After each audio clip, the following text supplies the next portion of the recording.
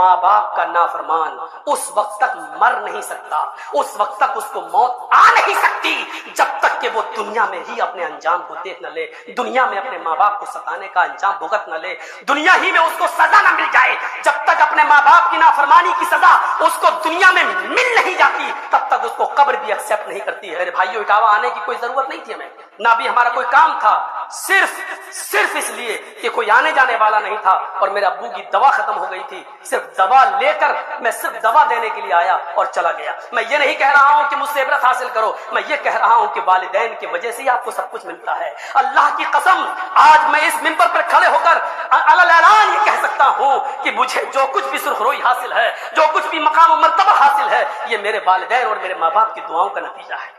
جو لوگ اپنے ماں باپ کے نافرمان ہیں یا ان کو ستا رہے ہیں وہ سن لیں، اللہ کی قسم تمہیں موت نہیں آئے گی جب تک کہ تم اس دنیا میں اپنا انجام نہ دیکھ لو، اپنے ماں باپ کو ستانے کا انجام نہ دیکھ لو۔ قبر سے پہلے ہی تمہیں اپنے ماں باپ کو ستانے کا نتیجہ ملے گا۔ اس بد دعا سے بچنے کے لیے آج ہی ہاتھ پیر جوڑ لو، گڑ گڑا لو، اپنے ماں باپ سے معافی مانگ لو، بہت رحم دل ہوتے ہیں، اللہ کی قسم معاف کر دیں گے۔ دو تین چیزیں بہت اصولی طور پر ہیں۔ قرآن کریم نے کہا ہے کہ اللہ کے نبی صلی اللہ علیہ وسلم نے فرمایا ہے لا تشرک باللہ شیئا ان قتلت او حرقت، تمہیں جلا دیا جائے یا مار دیا جائے، کوئی بھی کام تمہارے ساتھ کیا جائے لیکن اللہ کے ساتھ کبھی شرک مت کرنا، پہلی چیز۔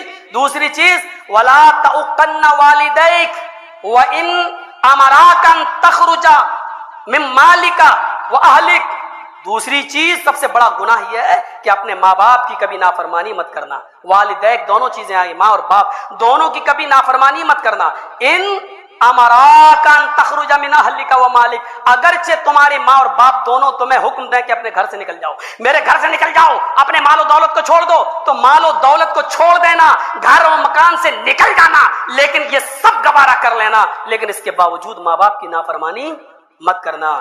اور آج بہت بڑی بات کہہ کے جا رہا ہوں، حدیث کی روشنی میں اللہ کے نبی کا فرمان ہے، سن لو، اللہ کے رسول کا فرمان ہے، ماں باپ کا نافرمان اس وقت تک مر نہیں سکتا، اس وقت تک اس کو موت آ نہیں سکتی جب تک کہ وہ دنیا میں ہی اپنے انجام کو دیکھ نہ لے، دنیا میں اپنے ماں باپ کو ستانے کا انجام بھگت نہ لے، دنیا ہی میں اس کو سزا نہ مل جائے۔ جب تک اپنے ماں باپ کی نافرمانی کی سزا اس کو دنیا میں مل نہیں جاتی تب تک اس کو قبر بھی ایکسپٹ نہیں کرتی ہے، تب تک وہ مر نہیں سکتا ہے، ملک الموت بھی اس کے پاس اس کی روح قبض نہیں کرے گا جب تک کہ اپنے ماں باپ کو ستانے کا انجام اور اس کا حال وہ دنیا میں اپنی آنکھوں سے نہ دیکھ لے۔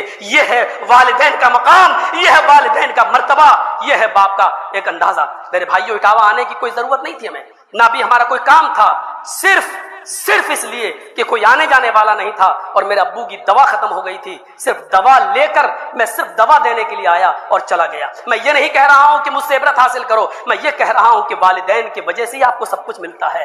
اللہ کی قسم، آج میں اس منبر پر کھڑے ہو کر علی اعلان یہ کہہ سکتا ہوں کہ مجھے جو کچھ بھی سرخروئی حاصل ہے، جو کچھ بھی مقام و مرتبہ حاصل ہے، یہ میرے والدین اور میرے ماں باپ کی دعاؤں کا نتیجہ ہے۔ اللہ کی قسم، یہ ان کی محنت کا نتیجہ ہے۔ آج بھی میرے دو بھائی اور بھی ہیں، موجود ہیں، لیکن ایک سیرپ بھی اگر ان کا ختم ہو جاتا ہے تو میں نہیں چاہتا ہوں کہ دوسرا بھائی ان کو ایک سیرپ بھی خرید کر دے۔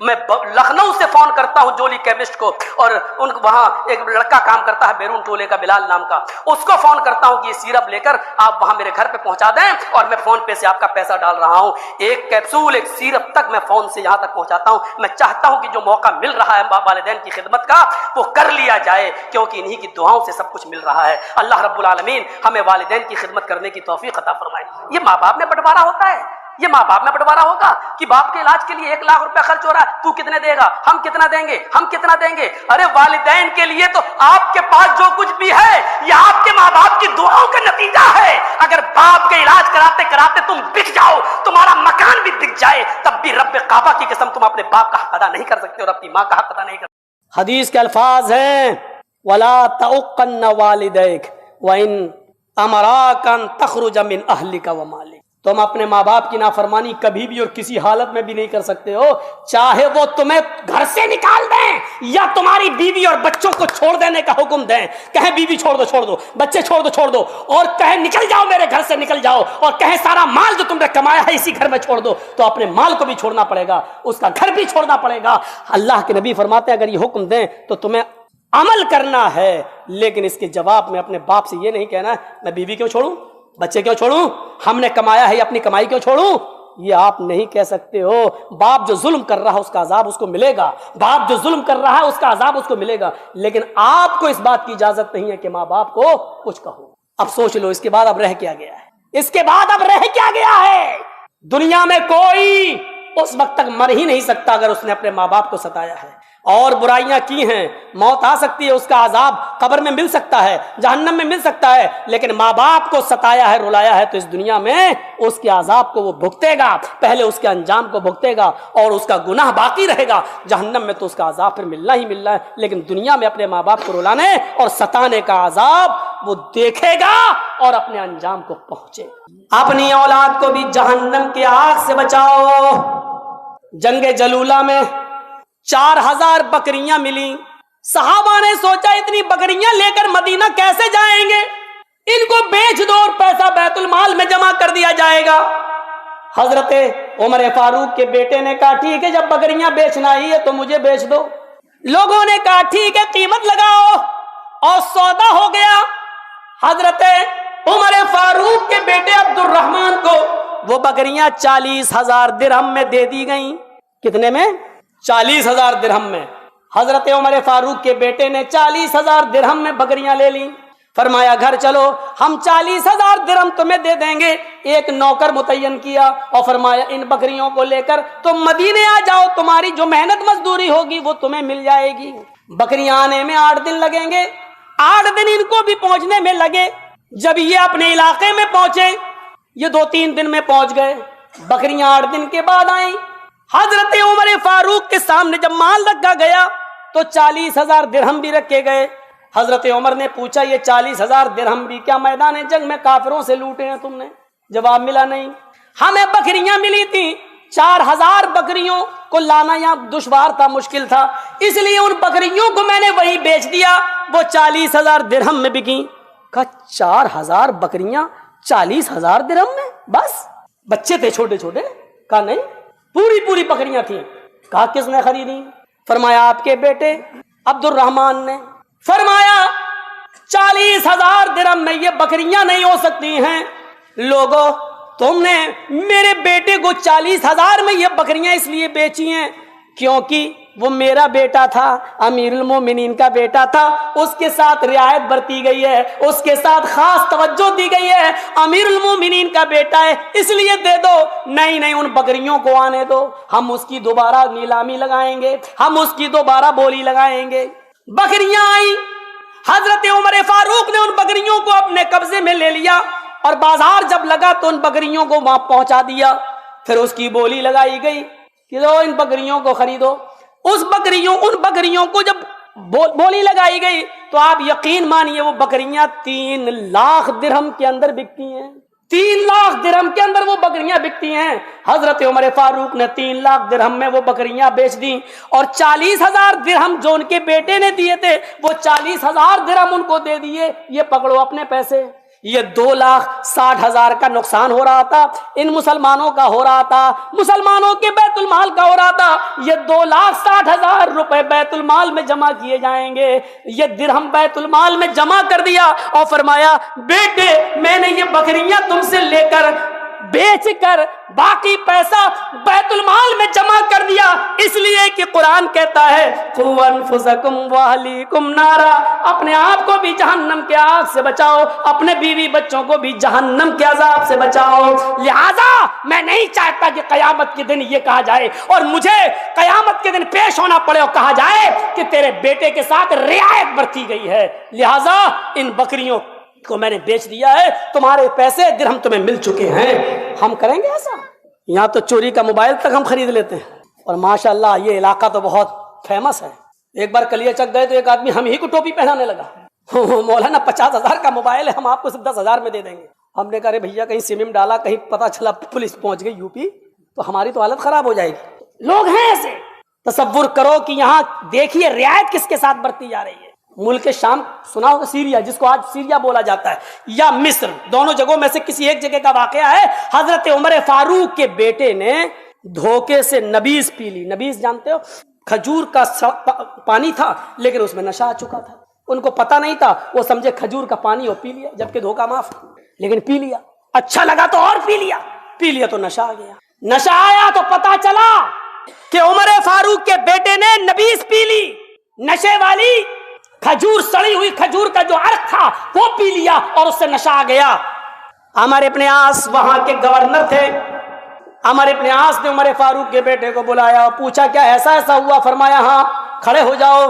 اور 40 کوڑے حضرت عمر فاروق کے بیٹے کو لگائے گئے. دھیرے دھیرے یہ خبر عمر فاروق کو پتہ چل گئی مدینے میں کہ آپ کے بیٹے نے نبیذ پی لی تھی جس میں نشہ آ گیا تھا. لیکن مصر کے گورنر نے ان کو سزا دے دی اور 40 کوڑے لگا دیے. حضرت عمر فاروق نے کہا اچھا. ایک گھوڑا بھیجا امیر المومنین کے نام, مصر کے گورنر کے نام لیٹر لکھا. یہ خط ملتے ہی اس نئے گھوڑے پر میرے بیٹے کو شام سے یا مصر سے فوراً گھوڑے پر سوار کر کے اس کو مدینے بھیجو اور کہو کہ تمہارے باپ نے ارجنٹ تمہیں بلایا ہے. خط ملتے ہی عمر ابن عاص نے حکم کی تعمیل کی, بیٹے کو لیٹر دیا, یہ تمہارے باپ کا لیٹر ہے. لیٹر پڑھا, بیٹے نے سوچا کوئی ایمرجنسی معاملہ ہوگا, نئے گھوڑے پر بیٹھا, دوڑتا ہوا چلا آیا. بیٹا گھر گھس رہا تھا. حضرت عمر نے کہا کدھر جا رہے ہو؟ کہا گھر میں. کہا رک جاؤ, اپنی ماں سے بعد میں ملنا, پہلے یہاں کھڑے ہو جاؤ. کہا کیوں؟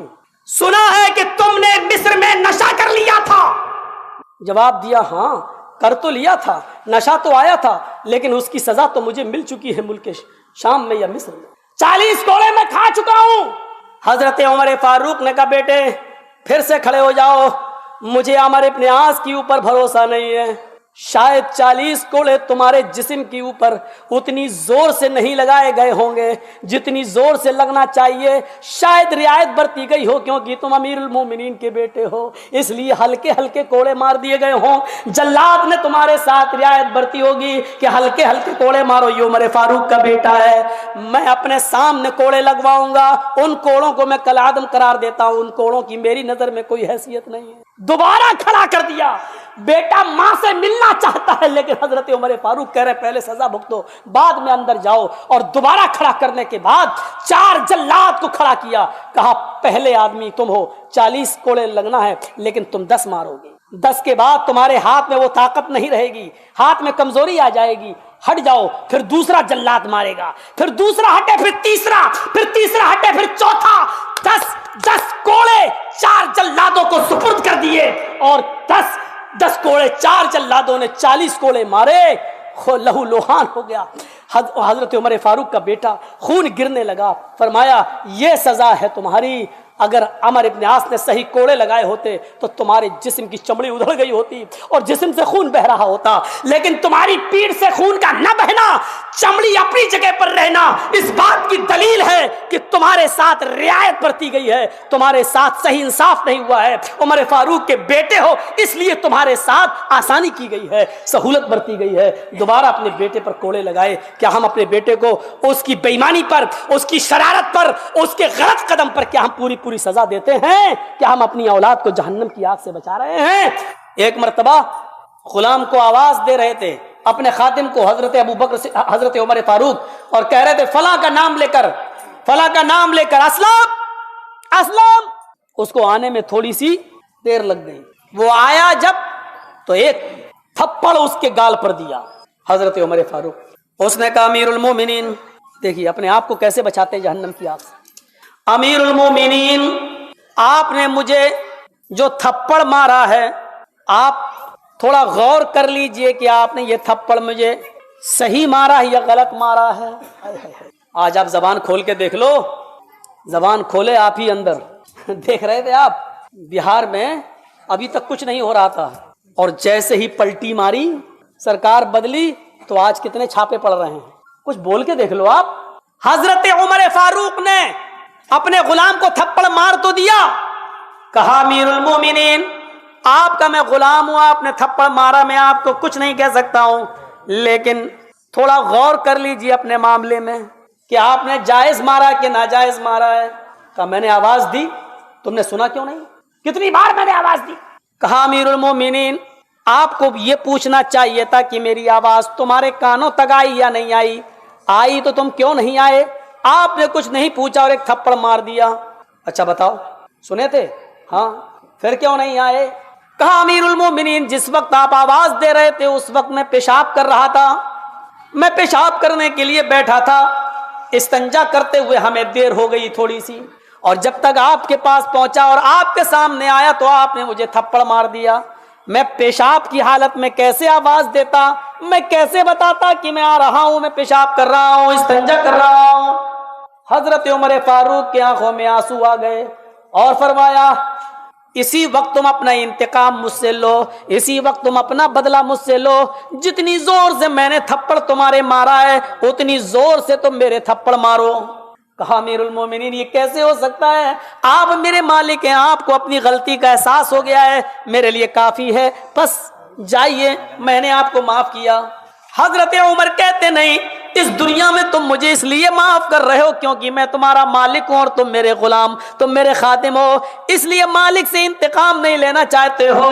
لوگ کیا کہیں گے؟ نہیں، تمہیں اسی دنیا میں مجھ سے بدلہ لینا ہے، کل قیامت کے دن میں تمہیں بدلہ نہیں دے سکتا۔ اگر میرے پاس نیکیاں نہیں ہوئی تو تمہارا گناہ میرے سر پہ لادا جائے گا، اس لیے تمہیں اسی دنیا کے اندر بدلہ لینا ہوگا۔ اور پھر زمانے نے دیکھا، حضرت عمر نے اس کو مجبور کر دیا، اور حضرت عمر فاروق کے غلام نے حضرت عمر فاروق کے چہرے پر تھپڑ مارا، اور ایسا کرنے کے لیے حضرت عمر نے اس کو مجبور کیا، لو تمہیں اسی وقت بدلہ لینا ہوگا۔ وہ عمر جس کی حکومت 22 لاکھ مربع میل پر تھی، وہ عمر جس سے پورا علاقہ کانپتا تھا اور تھر تھراتا تھا، وہ عمر ایک معمولی غلام کے ہاتھوں تھپڑ کھا رہا۔ ذرا تصور کیجئے، قو انفسکم، پہلے اپنے آپ کو جہنم کی آگ سے بچاؤ، اس طریقے سے اپنے آپ کو بچایا کر۔ حضرت عثمان غنی کے سامنے جہنم کے عذاب کا ذکر ہوتا نہیں روتے، لیکن جب قبر کے عذاب کا ذکر ہوتا تو ان کی آنکھوں میں آنسو آ جاتے، روتے۔ لوگوں نے پوچھا کہ جہنم کا عذاب جب بیان کیا جاتا تب تو روتے نہیں ہو، اور قبر کا عذاب بیان کیا جاتا تو روتے ہو، جبکہ جہنم کا عذاب قبر کے عذاب سے زیادہ خطرناک ہے۔ تو اس پر عثمان غنی یہ جواب دیتے ہیں، میں قبر کے عذاب کو سن کر اس لیے روتا ہوں، ان القبر اول منزل من منازل الاخرہ، قبر آخرت کی منزلوں میں سے فرسٹ منزل ہے، پہلی منزل ہے۔ جو قبر کے عذاب سے بچ گیا اور جو قبر کے مرحلے سے نکل گیا، جو قبر کے سوال و جواب سے کامیاب ہو کر نکل گیا، وہ تمام مرحلوں میں اور تمام منزلوں میں کامیاب ہو جائے گا، اور جو قبر کی منزل میں پھنس گیا وہ آخرت کی تمام منزلوں میں پھنستا چلا جائے گا۔ اس لیے میں عذاب قبر کا ذکر سنتا ہوں تو روتا ہوں۔ اپنے آپ کو اس طریقے سے جہنم کے عذاب سے بچایا جاتا تھا۔ آئیے اپنے بیوی اور بچوں کو بھی جہنم کے عذاب سے بچاؤ۔ اپنے آپ کو بچایا، اب بیوی اور بچوں کو کیسے بچایا جائے، یہ ہر آدمی فکر کرے۔ صرف ایک آیت ہی میں نے اٹھائی ہے، یا ایھا الذین آمنوا قوا انفسکم واہلیکم نارا، اسی پر سن لیجئے بس۔ اپنے آپ کو بچانے کی مثالیں دے دیں، ابو بکر نے کیسے بچایا، عمر فاروق نے کیسے بچایا، عثمان غنی نے کیسے بچایا۔ اب اپنے بیوی کو، اور پھر ایک دو مثال بچوں کی، اپنے بچوں کو کیسے بچایا جائے۔ اپنی بیوی کو، حضرت عمر فاروق کو ایک جنگ میں بہت سا مال ملا تھا، اس میں ایک بہت خوبصورت قسم کا دوپٹہ بھی ہاتھ میں مال، اور جب وہ مال تقسیم ہوا صحابہ میں، جو لوگ جنگ میں گئے تھے ان میں تقسیم ہوا، اس ڈیوائڈ ہوا، تو وہ خوبصورت دوپٹہ حضرت ابو موسیٰ اشعری کے ہاتھ میں آ گیا، ابو موسیٰ اشعری کو مل گیا۔ تقسیم ہوا تو یہ ہوتا کہ ہمیں یہ دے دو، ہمیں یہ دے دو، ہمیں یہ ضرورت، تو جو جس پر سب راضی ہو جاتے تھے وہ دے دیا جاتا تھا۔ ابو موسیٰ اشعری کو خوبصورت دوپٹہ مل گیا۔ حضرت ابو موسیٰ اشعری نے وہ دوپٹہ یہ سوچا کہ میرے گھر میں تو بیوی نہیں ہے، اور میری ایک بیٹی تھی اس کی بھی شادی ہو چکی، یہ بہت دور چلی گئی ہے، اب یہ دوپٹہ میں اس کے پاس کہاں سے پہنچاؤں، اور میری بیوی ہے نہیں، تو میرے تو یہ دوپٹہ کسی کام کے نہیں ہے، تو کیوں نہ اس خوبصورت دوپٹے کو، کیوں نہ میں اس خوبصورت اوڑھنی کو، کیوں نہ میں اس خوبصورت دوپٹے کو، اس اوڑھنی کو میں حضرت عمر فاروق کی بیوی کو دے دوں۔ حضرت عمر فاروق کی بیوی کو وہ دے آئے، دروازے کو دستک دی، بیوی نے دروازہ کھولا، امیر المومنین تو ہے نہیں، فرمایا کوئی بات نہیں، مجھے ان سے کام بھی نہیں ہے، یہ خوبصورت دوپٹہ مجھے ملا تھا، اب میری بیوی تو ہے نہیں، بیٹی بہت دور بیاہ دی گئی ہے، اس کی شادی کر دی گئی ہے، وہاں تک تو پہنچنا ممکن نہیں ہے، لہٰذا یہ دوپٹہ میں تمہیں دے رہا ہوں گفٹ کے طور پر۔ حضرت عمر فاروق کی بیوی نے وہ گفٹ اس لیے لے لیا کہ اللہ کے نبی نے فرمایا تحفہ دیا کرو، تحفہ لیا کرو، اگر تم تحفہ دو گے تو اس سے محبت بڑھے گی، کوئی تحفہ دے اور تم نے قبول کر لیا تو اس سے بھی محبت بڑھے گی، کیونکہ دلوں سے کدورت ختم ہوگی۔ انہوں نے دیا، انہوں نے لے لیا، لیکن چونکہ امیر المومنین کی بیوی تھی اس لیے ان کو سوچنا چاہیے تھا کہ مجھے لینا ہے یا نہیں لینا ہے، کیونکہ میں معمولی عورت نہیں ہوں، میں اس دیش کے وزیر اعظم پرائم منسٹر حضرت عمر فاروق کی بیوی ہوں، ان کی عزت پر کوئی آنچ تو نہیں آئے گی۔ لے لیا۔ ایک دن حضرت عمر فاروق جب دورہ کر کے شہروں کا معائنہ کر کے گلیوں کا معائنہ کر کے جب اپنے گھر میں آئے تو بیوی نے یہ سوچا کہ چلو آج تو میرے شوہر گھر میں آ رہے ہیں تو اچھے کپڑے پہن کر میں تیار رہوں، اور وہ دوپٹہ جو ان کو بڑا خوبصورت دوپٹہ تھا، جو ایرانی دوپٹہ تھا، اس خوبصورت دوپٹے کو انہوں نے اپنے اوپر ڈال لیا صرف اس لیے کہ میرے شوہر مجھے دیکھ کر آج خوش ہو جائیں۔ آج کل ہماری عورتیں تو شادیوں میں جاتی ہیں تب کپڑے پہنتی ہیں، گھروں میں وہ کیسے رہتی ہیں، اچانک اگر پتی گھس جائے باہر سے آ کے تو چڑیل بنی رہتی ہے گھروں میں، پھر غصہ آتا آدمی کو، کم بخت میں تو اتنے دنوں کے بعد آیا ہوں، یہ چڑیل بنی بیٹھی ہے، اب کیا کرے گا وہ، غصے میں کہے طلاق طلاق طلاق۔ اس کی ذمہ دار بہت حد تک عورتیں بھی ہیں، جو میک اپ، جو خوبصورتی اور جو بناؤ سنگار گھر میں عورتوں کے لیے جائز تھا وہ کر نہیں رہی ہیں، اور باہر دیکھو کیسے بن کے جاتی ہیں کہ شرم سے سر جھک جائیں مردوں کے۔ عورتیں وہ کپڑے پہن کیسے لیتی ہیں جن کپڑوں کو مرد دیکھنا بھی گوارا نہیں، کیسے کپڑے جن کی شرم سے سر جھک جائیں آج ان کپڑوں کو لڑکیاں پہن لیتی ہیں، کیسی بے عزتی، ضمیر دیکھو، ضمیر، دل۔ حضرت عمر فاروق نے جب دروازے کو دستک دی، خوشی خوشی ان کی بیوی نے دروازہ کھولا، حضرت عمر فاروق نے اپنی بیوی کے کپڑے نہیں دیکھے، سیدھے ان کی نظر اپنی بیوی کی اوڑھنی کے اوپر پہنچی، بڑی خوبصورت اوڑھنی، فرمایا اے میری پیاری بیوی، یہ اوڑھنی، یہ دوپٹہ جو تم اوڑھے ہوئے ہو، اس دوپٹے کو خریدنے کی میری حیثیت نہیں تھی، میری طاقت نہیں ہے، مجھے اتنی تنخواہ، اتنی سیلری بھی نہیں ملتی ہے کہ میں مارکیٹ سے، میں بازار سے جاؤں اور اتنا مہنگا دوپٹہ خرید کر تمہیں دوں۔ یہ دوپٹہ تمہارے پاس کہاں سے آیا ہے؟ تمہارے بھائی نے دیا؟ کہا نہیں۔ تمہاری بہن نے دیا؟ نہیں۔ تمہارے ماں باپ آئے تھے؟ نہیں۔ پھر یہ دوپٹہ تمہارے پاس کہاں سے آیا؟ یہ اوڑھنی تمہارے پاس کہاں سے آئی؟ جواب دیا، صحیح بول دیا کہ یہ دوپٹہ، یہ اوڑھنی مجھے حضرت ابو موسیٰ اشعری رضی اللہ تعالیٰ عنہ دے کر گئے ہیں۔ ابو موسیٰ اشعری کون تھے یہ بھی سن لیجئے۔ ابو موسیٰ اشعری بیت المال کے کیشیئر تھے۔ بیت المال تو سمجھتے ہیں نا آپ، سرکاری جو فنڈ ہوتا ہے جس کو ہندی میں راج کوش کہتے ہیں، اب آپ کے ہاں کیا کہتے ہیں وہ ہم کو نہیں معلوم، خزانچی کو ٹریزری، خزانچی جس کو بولا جاتا ہے بیت المال کا جو خزانے کا مالک ہو، کیشیئر۔ تو بیت المال کے کیشیئر تھے کون؟ ابو موسیٰ اشعری۔ حضرت عمر فاروق نے جب سنا کہ اچھا یہ دوپٹہ تمہیں ابو موسیٰ اشعری نے بیت المال کے کیشیئر نے دیا ہے، کہاں؟ اپنی بیوی کے سر سے وہ دوپٹہ اتارا اور اس کو لپیٹ دیا، ایسے پکڑ کے ایسے گولا بنا دیا اس کو، اور وہ گولا بنانے کے بعد اپنی بیوی کے سر پہ مار دیا، کس کے مارا، چاہے جتنا بھی ہلکا ہو لیکن جب اس کو اکٹھا کر کے گولا بنا کر مارا جائے گا تو تھوڑا سا تو لگے گا سر پر۔